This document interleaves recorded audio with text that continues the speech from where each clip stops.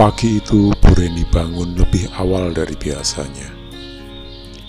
Dia hendak ke pasar untuk mengambil tabungan para anggota koperasi tempat dia bekerja, Koperasi Bahtera Sejahtera. Kegiatan ini sudah berjalan hampir 1 tahun.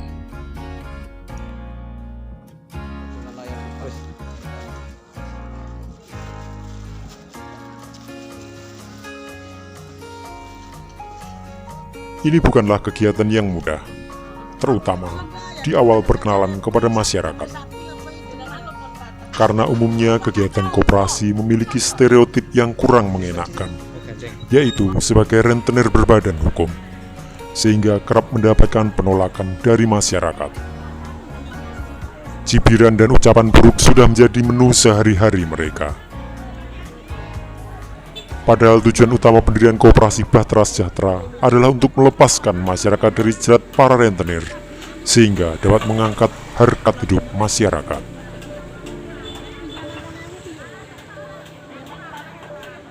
Ya, pada waktu itu dimungkinkan banyak koperasi.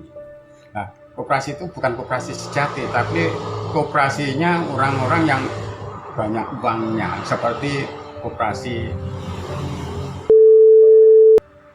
Tetapi itu bukan koperasi, tapi lintah darat, karena banyak orang yang terjerat. Sehingga saya kasihan terhadap orang-orang masyarakat Ngunut itu terjerat oleh lintah darat. Akhirnya saya ingin mendirikan koperasi yang baik dan bisa menolong sesama manusia, khususnya para anggotanya. Oleh karena itu, saya ketemu saudara kita di jalan, ngomong-ngomong tentang koperasi, tapi jawaban dia, Pak Nyanto, sebaiknya panjenengan nemoni Pak Har saja. Akhirnya dia ngomong sama Pak Har, dan akhirnya Pak Har datang kepada saya di rumah ini. Akhirnya orang dua itu ngomong-ngomong tentang koperasi, dan akhirnya terjadilah pertemuan-pertemuan berikutnya untuk mendirikan koperasi yang baik dan benar.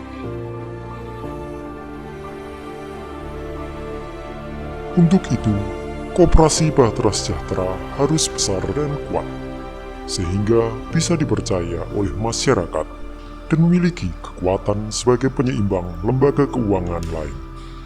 Ya, misi saya sebagai manajer paling tidak selama 5 tahun ke depan, CU Bahtera Sejahtera itu bisa menjadi peran seperti halnya bank.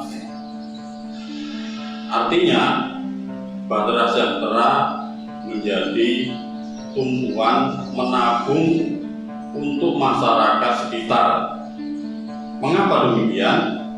Karena akhir-akhir ini masyarakat punya image bahwa orang yang datang ke koperasi pasti meminjam, bukan untuk menabung. Oleh karena itu, saya punya cita-cita 5 tahun ke depan, kalau bisa targetnya CU Bahtera Sejahtera menjadi andalan masyarakat sekitar untuk menabung, bukan hanya untuk meminjam. Selain itu, Bahtera Sejahtera harus bisa menjadi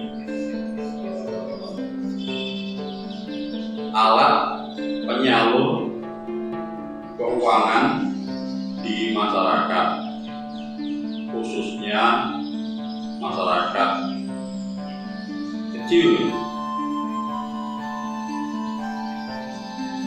Yang ketiga,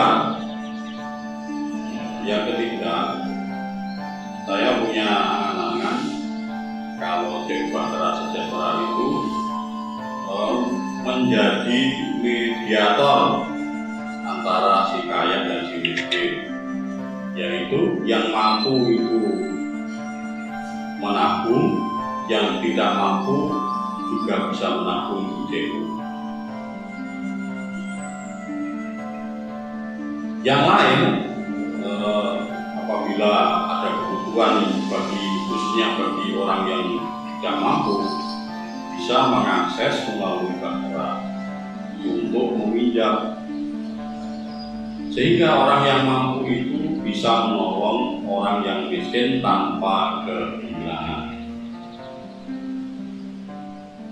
Koperasi Bahtera Sejahtera berpusat di Jalan Raya 1 Pulau Sari, Kecamatan Ngunut, Tulungagung. Telah memiliki badan hukum secara resmi terdaftar di Kementerian Koperasi Provinsi Jawa Timur. Saat ini memiliki 1063 anggota yang dilayani oleh 4 kantor di Tulungagung, Trenggalek, dan Madiun.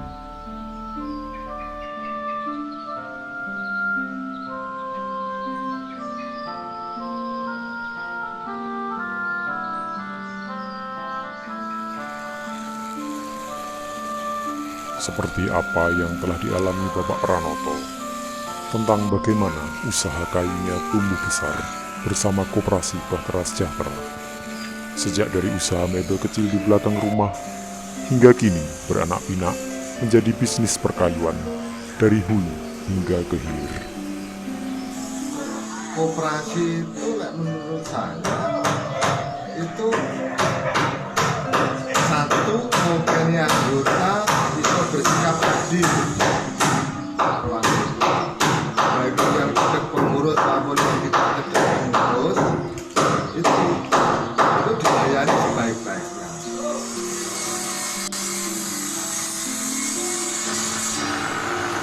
Baik. Nah, itu mungkin itu ada kepercayaan dari anggota instansi koperasi dipercaya.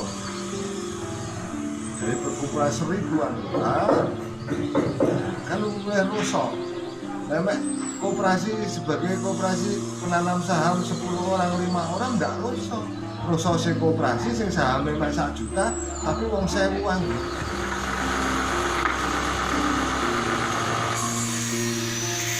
Bukan hanya bagi pebisnis, Koperasi Bahtera Sejahtera juga banyak mengakomodir kebutuhan para karyawan, pegawai, dan masyarakat umum akan adanya akses keuangan yang inklusif, mudah, akuntabel, dan terpercaya. Mulai kebutuhan tabungan anak sekolah, tabungan hari tua, hingga simpanan berjangka, serta pinjaman untuk memenuhi kebutuhan permodalan dengan pajak khusus sesuai dengan yang ditetapkan oleh pemerintah. Kalau saya, yang saya rasakan selama ini ya Mas ya, itu kan saya merasa aman nabung di CU Bahtera. Saya tidak tahu koperasi yang lain ya, itu saya masih meragukan keamanannya. Tapi di CU Bahtera yang sekian lama saya ikuti, saya merasa aman. Selain itu bunga yang saya dapatkan pun juga lebih tinggi dari bank malahan. Terus di sini juga jasa ini apa namanya bunga ya, jasa pinjaman atau apa itu yang di bawah 240.000 itu kan tidak terkena pajak ya.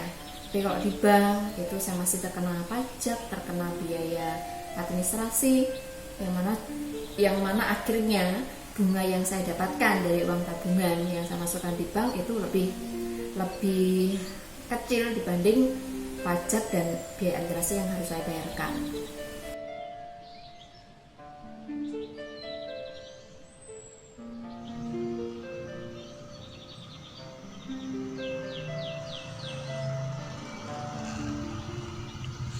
Menjelang sore, Ibu Reni kembali pulang untuk melanjutkan tugasnya sebagai ibu bagi anak semata wayangnya dan sebagai istri bagi suaminya. Ada gurat kelelahan, namun senyum tak pernah hilang dari wajahnya. Senyum itu seolah menjadi cermin yang memantulkan semangat serta keyakinannya bahwa kehadiran Koperasi Bahtera Sejahtera kelak benar-benar menjadi metrum yang mampu mengangkat ekonomi masyarakat.